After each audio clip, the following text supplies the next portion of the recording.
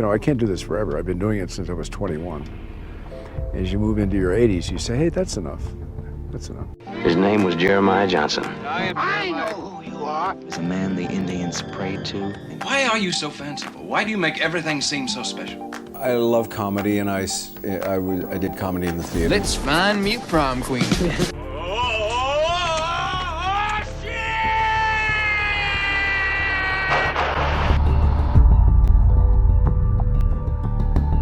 Welcome back to our channel. Today, we're delving into the captivating life of Robert Redford, the legendary actor, director, and environmental advocate who has enthralled audiences with his timeless performances and cinematic brilliance. Renowned for his roles in iconic films like Butch Cassidy and the Sundance Kid and The Great Gatsby, Redford's influence in Hollywood is profound and enduring. His illustrious career is a testament to his talent, passion, and unwavering commitment to the arts. However, Robert Redford's story extends far beyond his on-screen achievements. Imagine soaring to the pinnacle of fame and success, only to be confronted with profound personal challenges and controversies.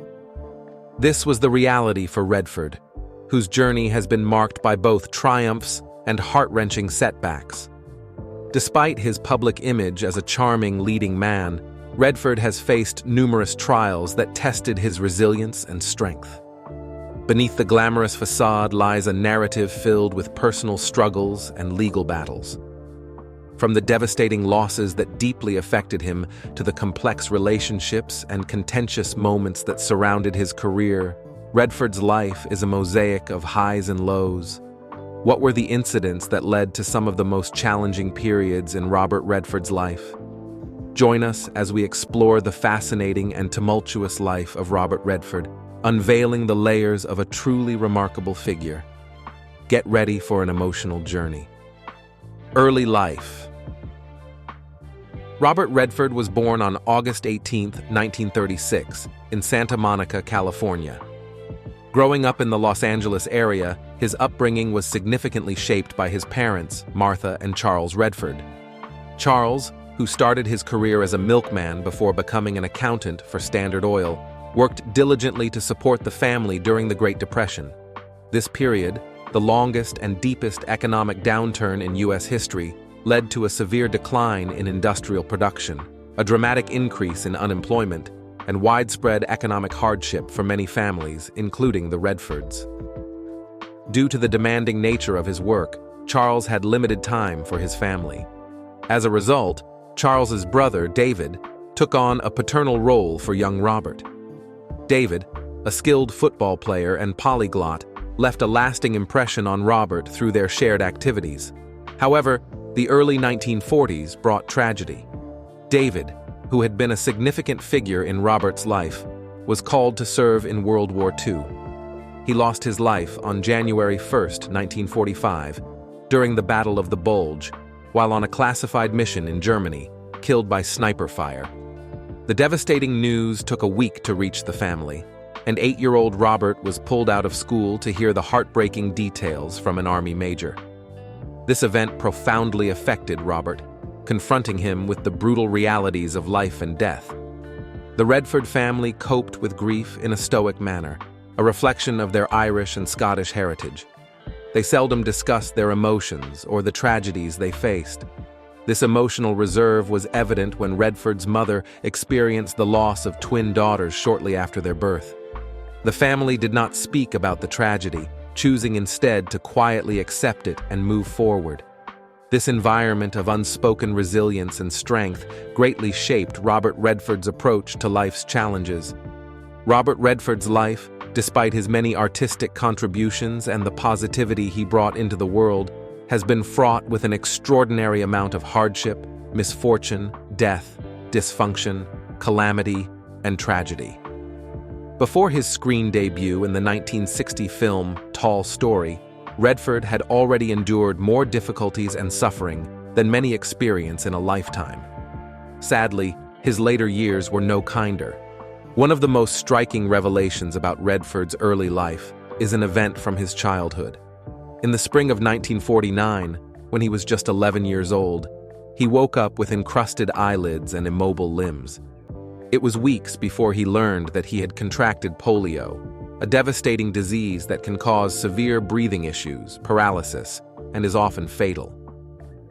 Polio, highly contagious, had many asymptomatic cases, making it difficult to track and isolate the infected. In about 2% of cases, the severity of polio led to muscle damage and limb paralysis, affecting even the muscles necessary for breathing. This led to the creation of the iron lung, a device that confined thousands of children and is still in use by some today. In 2012, Redford directed a short film as part of the 3D documentary Cathedrals of Culture, where he paid tribute to Jonas Salk. The film focused on San Diego's Salk Institute for Biological Studies and highlighted the critical moment when Salk's vaccine was introduced to combat the polio epidemic. Redford's personal experience during a time when polio was a real and terrifying threat made the development of Salk's vaccine profoundly significant for him.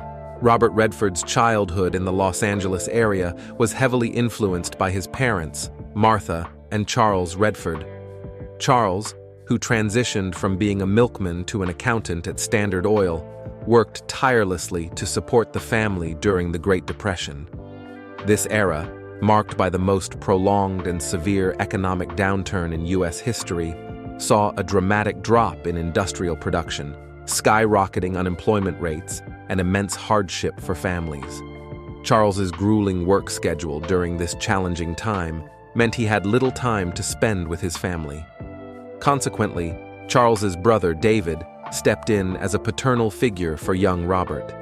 David, a talented football player and polyglot fluent in 4 languages, left a lasting impression on Robert through their time spent together.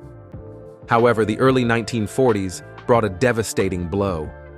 David, who had become a significant and influential figure in Robert's life, was called to serve in World War II. Tragically, he was killed by sniper fire on January 1, 1945, during the Battle of the Bulge, while on a top-secret mission in Germany.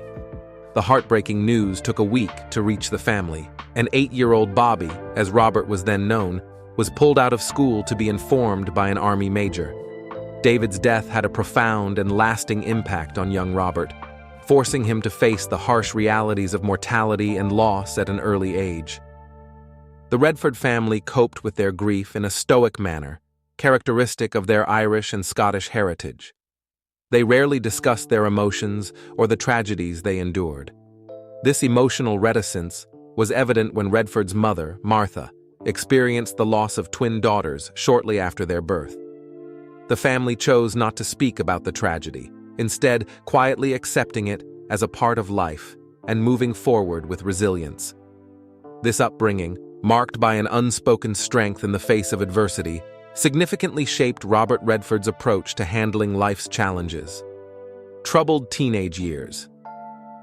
In the post-World War II era, Robert Redford's childhood in Southern California was set against a backdrop of intense racism and escalating racial tensions. As a young boy, Redford found himself entangled in race-related gang conflicts, often becoming a target for bullying and aggression from Pachuco gang members. Contrary to his later image as a Hollywood icon, Redford had a rebellious streak during his teenage years. Growing up in Van Nuys, he frequently found himself in trouble, even becoming involved with a local street gang. One particularly dangerous incident nearly cost him his life. Felix, a fellow teenager, targeted Redford, likely out of jealousy over Redford's attendance at a good school, his success in track, and his popularity with girls. The bullying intensified, forcing Redford to quickly toughen up as a survival mechanism. In a perilous dare orchestrated by the gang, Redford was coerced into jumping off a rooftop to prove his toughness.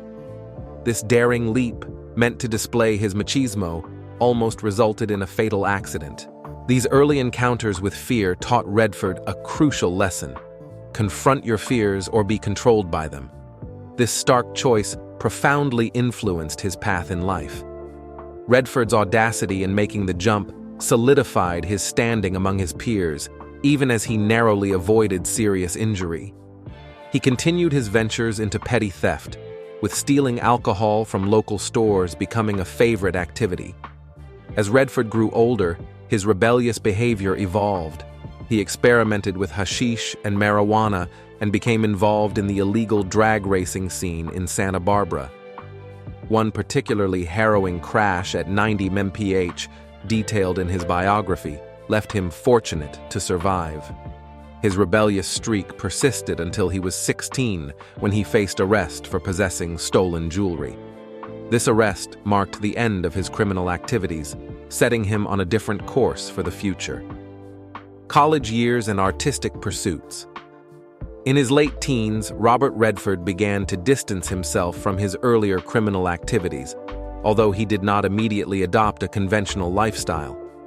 After graduating from Van Nuys High School in 1954, with strong grades and an impressive sports record, he earned a sports scholarship to the University of Colorado at Boulder. Initially drawn to the university's baseball program, Redford soon shifted his focus to studying art, abandoning his athletic ambitions.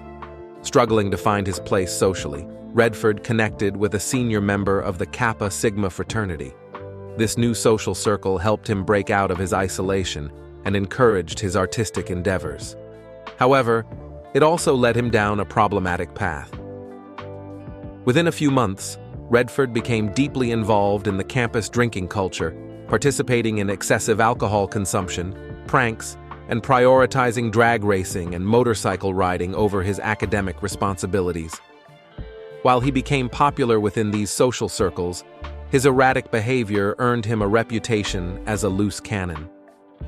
The specific details of the incident that led to his departure from the Kappa Sigma fraternity and his eventual expulsion from college are not detailed in his authorized biography, leaving room for speculation about the severity of his actions. Redford's college career was abruptly cut short.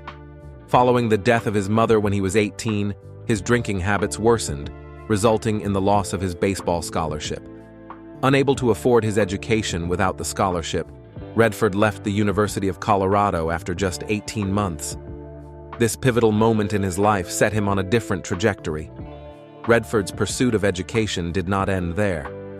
After losing his scholarship, he went to Florence and Paris to study painting. Later, he enrolled in the American Academy of Dramatic Arts in New York, continuing his quest for knowledge and artistic growth. Interestingly, the University of Colorado's decision did not permanently affect the Redford family, as two of his children, Shauna and Jamie, were later welcomed into the institution. Relationship with Natalie Wood. Despite the hardships of his early years, Robert Redford would go on to form close connections with significant individuals later in life. In the 1950s, Van Nuys High School in Southern California housed two future icons of the silver screen, Robert Redford and Natalie Wood. Although their paths did not cross during their high school years, their destinies would eventually intertwine. During high school, Redford excelled as an athlete, while Wood had already gained fame as a child star from Miracle on 34th Street and was on her way to becoming an Oscar nominee for Rebel Without a Cause. It wasn't until the 1960s that the two would become collaborators and close friends. Their professional relationship blossomed in films such as Inside Daisy Clover and This Property is Condemned, where Redford secured a breakthrough Golden Globe-winning role thanks to Wood's recommendation. They also appeared together in The Candidate, where Wood made a cameo, and Redford served as the best man at one of her weddings. Tragically, in 1981, Natalie Wood's life ended under mysterious circumstances during a boating trip near Catalina Island with her husband, Robert Wagner, and actor Christopher Walken. Wood drowned, and the exact details of how and when she entered the water remain unclear, fueling ongoing speculation. Her death at the age of 43 was a profound loss, given her multiple Academy Award nominations and celebrated career. Wood had harbored a deep fear of water since childhood, adding an eerie dimension to the tragedy. Her sister, Lana Wood, expressed doubts about the circumstances, noting that Natalie would never have willingly boarded a dinghy alone, especially not in a nightgown, due to her fear of large bodies of water. Lana believed that her sister's demise might not have been a simple accident, as Natalie wouldn't even venture into her own swimming pool. Robert Redford was deeply affected by Wood's untimely death. He broke his usual reticence to speak about their close bond. In heartfelt tributes on Turner Classic Movies and interviews for the 2020 HBO documentary What Remains Behind, Redford expressed his sorrow over the loss of Natalie Wood and lamented that their paths could not cross again. The loss of his mother. The death of Natalie Wood was not the first time Robert Redford experienced the loss of a significant woman in his life. During the 2018 Utah Women's Leadership Celebration at the Sundance Film Festival, Redford delivered a poignant tribute to his mother, Martha Redford, moving the audience to tears. His childhood, already marked by the struggles of battling polio, also bore the weight of a profound family tragedy that ultimately led to his mother's untimely death. When Robert was just 10 years old, Martha gave birth to twin girls against medical advice, as her previous pregnancy had been fraught with complications. Tragically, the twins died shortly after birth. Amidst the turmoil, Martha developed a persistent blood disorder, which eventually resulted in a fatal hemorrhage in 1955 when Robert was only 18 years old.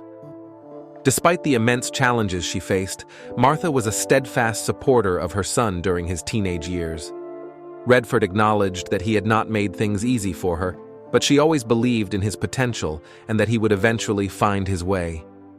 Unfortunately, she passed away at the age of 40, just 5 years before Redford's screen debut, never seeing her faith in him fully realized. During his tribute, Redford highlighted his mother's infectious smile, adventurous spirit, and unwavering positivity. He openly expressed his regret for not fully appreciating her during her lifetime, a sentiment shared with an audience that included his longtime friend, Jane Fonda. Redford admitted that, like many young people, he had taken his mother for granted. Now, he deeply wishes he could express his gratitude to her, but she passed away before he had the chance to do so. Professional life. For decades, Robert Redford maintained one of Hollywood's enduring marriages, having married Lola Van Wagenen in 1958, long before his rise to fame. At that time, Redford had lost his baseball scholarship due to incidents involving stealing beer and breaking into homes at night. Following this, he enrolled in the American Academy of Dramatic Art, where he discovered his passion for acting. In 1957, he met Lola Van Wagenen, a Mormon historian from Los Angeles, and the two fell in love. After eloping to Las Vegas, they welcomed their first child, Scott, a year later, and settled in a Manhattan apartment while Redford pursued studies at the Pratt Institute before making his Broadway debut. By 1959, the Redfords had started a family that would eventually include 3 surviving children. Tragedy struck early when their firstborn, Scott, died of sudden infant death syndrome at just 10 weeks old. This profound loss was a significant blow to Robert and Lola. They faced this tragedy while struggling financially in New York, making the aftermath even more challenging.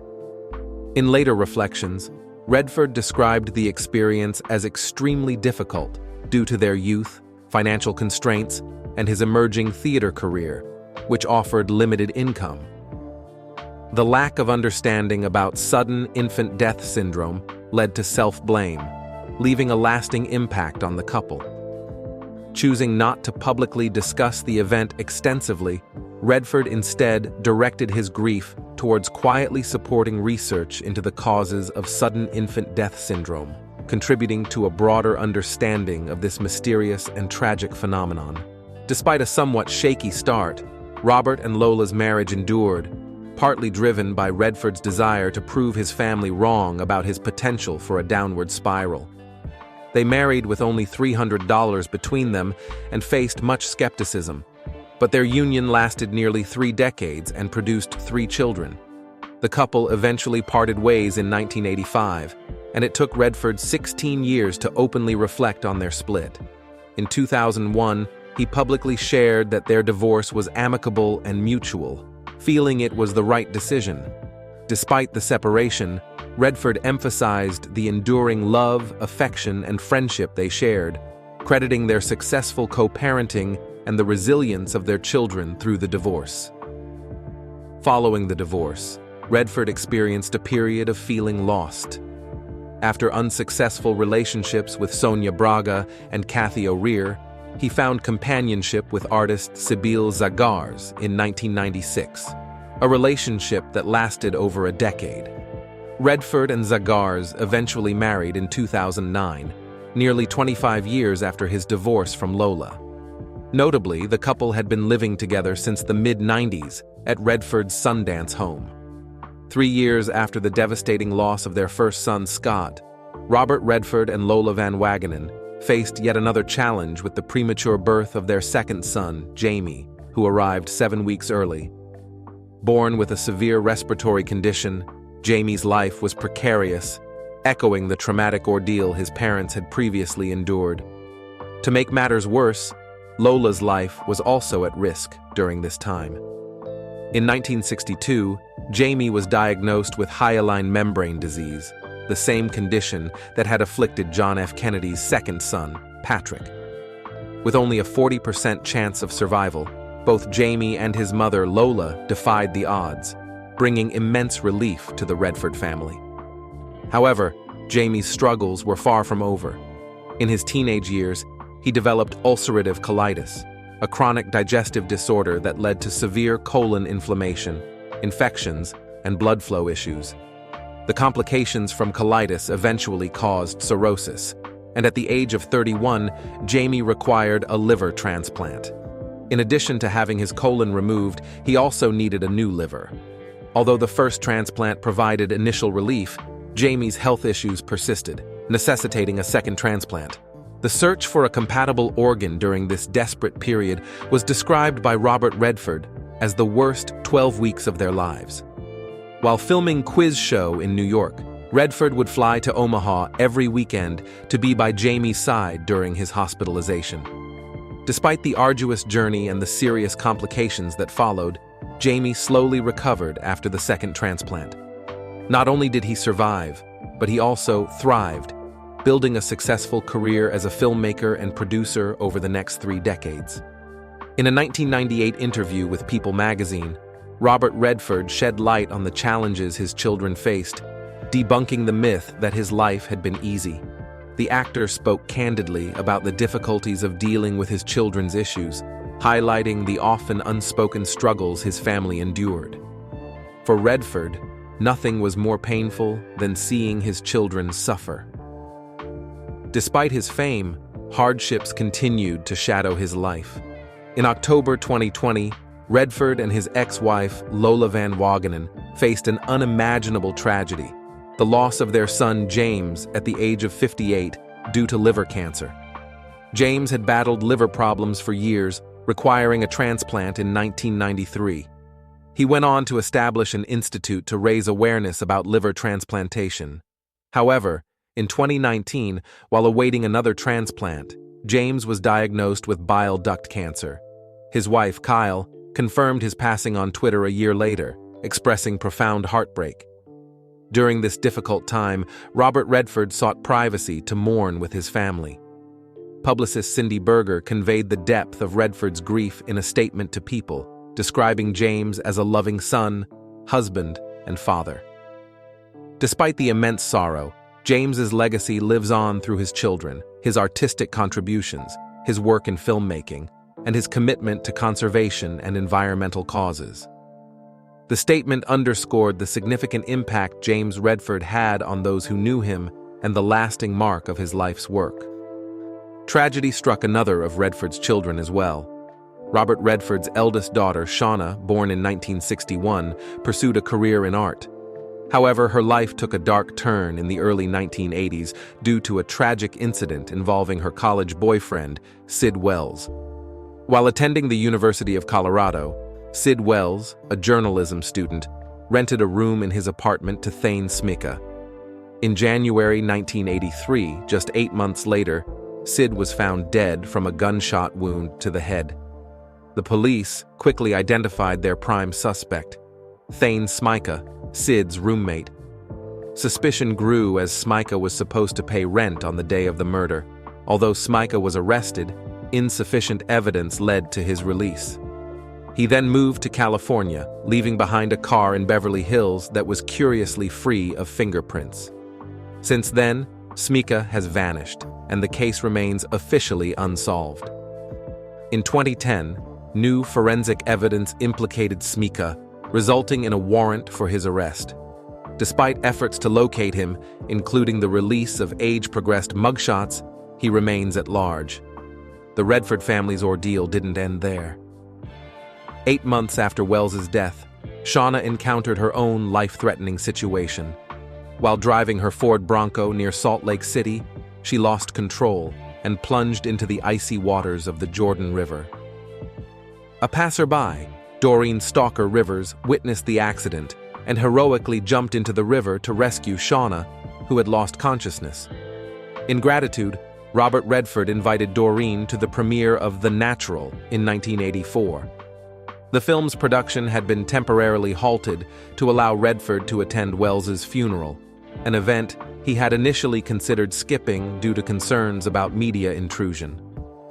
Reflecting on the incident years later in 1997, Redford admitted that the memory continued to haunt him. He likened it to a partially opened door revealing a very dark room. Professional success. Robert Redford's journey to stardom began in 1967 with the film Barefoot in the Park, where he starred alongside Jane Fonda. Fonda admired him greatly, recalling him as a fantastic kisser, but noting his aversion to love scenes. Their relationship, however, remained platonic. A pivotal moment in Redford's career came with Butch Cassidy and the Sundance Kid, where he co-starred with Paul Newman. Initially, the studio considered big names like Marlon Brando and Warren Beatty, but Newman insisted on casting Redford after meeting him. This decision led to a remarkable partnership, and their on-screen chemistry helped propel the film to an $80 million box office success. This film marked the beginning of a deep friendship between Newman and Redford that lasted until Newman's death in 2008. Newman supported Redford through many personal challenges, including the end of Redford's 28-year marriage to Lola. Their friendship was characterized by shared humor and mutual respect. In a memorable gesture for Newman's 50th birthday, Redford gifted him a dented, engineless Porsche wrapped with a bow. Newman responded by having the car crushed and returned to Redford, who then turned it into a garden sculpture and delivered it back to Newman in Connecticut. Their playful antics and unspoken agreements never to acknowledge these pranks deepened their bond. Despite being praised for his looks, particularly in his role as Sundance, Redford found the constant focus on his appearance burdensome. He was even denied a part in The Graduate because he had never experienced rejection by a woman. This led him to view his chiseled looks as a limitation. Redford sought recognition for his acting abilities rather than his physical appearance. He wanted to be respected for his craft, believing that the essence of acting was in delivering convincing performances, not in being admired for superficial attributes. Redford's later years brought substantial financial success, amassing a $150 million fortune from blockbuster films like The Way We Were, Indecent Proposal, and All the President's Men. Now a grandfather of 7, he lives with his second wife, Sybil Sagers, on a 6,000-acre ranch in Utah. Despite the allure of Hollywood, Redford prefers low-key celebrations and finds peace in the serene beauty of his surroundings. As he ages, he appreciates the reduced emphasis on his looks, allowing him to be recognized for his talent and contributions to the craft of acting. His family celebrates his birthdays at the Utah ranch without the usual glamour, in keeping with Redford's preference for quiet, understated gatherings. Share your thoughts in the comments below, and let's keep the conversation going. Don't forget to subscribe to our channel so you don't miss out on stories that inspire and entertain. Thank you for watching. See you soon in our next video.